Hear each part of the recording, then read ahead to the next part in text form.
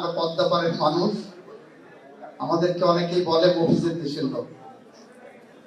ওয়াজ নসিহত আমাদের দ্বারা সম্ভব না। আমরা মনে করব দিনের শেষে আমরা বাংলাদেশের মানুষের জন্য প্রতিনিধিত্ব করছি। আমার জায়গা থেকে মাননীয় প্রধানমন্ত্রীর সাথে আমরা একটা আইনি পরামর্শ সংক্রান্ত বিষয়ে বসছি। সেখানে আমাদের রুহুল কুদ্দুস কাদের সাহেব ছিলেন। দেখা গেল আমরা যে 5 জন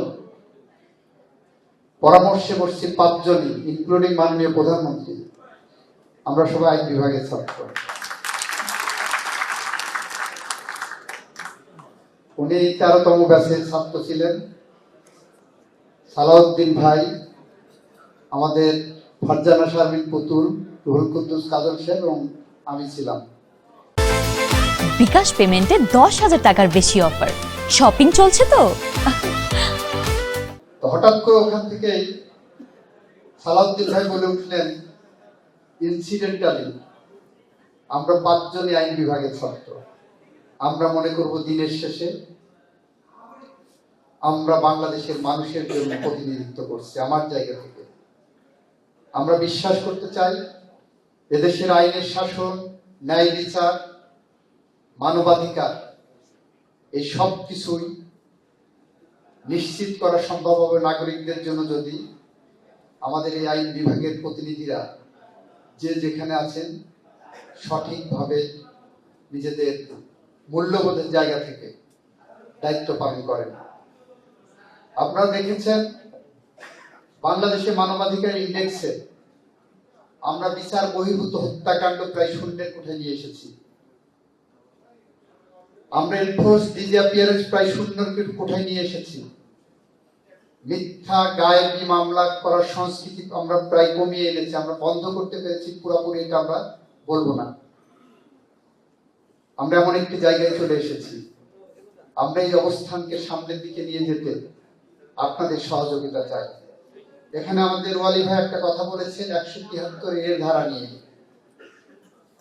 173 এর ধারা এক অ্যাঙ্গেল থেকে আপনি দেখেছেন, আর এক অ্যাঙ্গেল থেকে যদি আমরা দেখি 173 এর এ ধারা মানুষের অধিকার রক্ষার একটা রক্ষা কবচ হিসাবে সরকার ইনস্ট্রুমেন্টালি ব্যবহার করার চেষ্টা করছে। কারণ শত শত মানুষের বিরুদ্ধে মামলা হয়েছে, যে মামলায় আমরা দেখেছি গায়েবী মামলা, মিথ্যা মামলা হয়েছে, গায়েবী না হলেও মিথ্যা মামলা হয়েছে। সেই মামলায় মানুষকে যদি আমার পরিত্রাণের জন্য বছরের পর বছর পুলিশ রিপোর্টের জন্য অপেক্ষা করতে হয়, ওই মানুষটা ব্যবসায়ের ক্লিয়ারেন্স পাচ্ছেন না, বিদেশে যেতে পারছেন না, ট্রিটমেন্ট নিতে যেতে পারছেন না। সেই কারণে আমরা সুপিরিয়র পুলিশ অথরিটিকে দিয়ে এরকম একটি অন্তর্বর্তীকালীন পুলিশ রিপোর্টের ব্যবস্থা করেছে, হুইচ ইজ নট ফাইনাল।